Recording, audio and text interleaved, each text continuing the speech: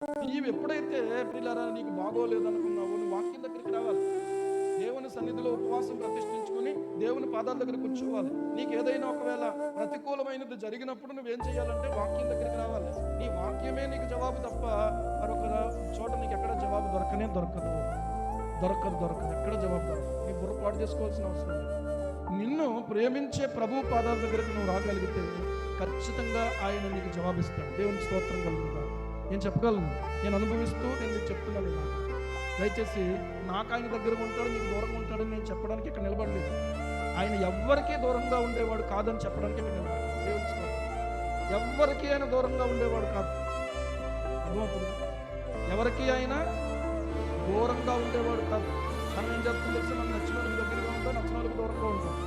ఆయనకి నచ్చడం నచ్చకపోవడం అనేది ఏం లేదు. దేవునికి స్తోత్రం. ఆలోచించుకోండి. యవనస్తులైన పిల్లలు, మీరు ఎంతగా దేవునికి దగ్గరగా ఉంటారో అంతగా మీ జీవితాలు వెలుగుతో ప్రకాశిస్తూ ఉంటాయి. హల్లెలూయా.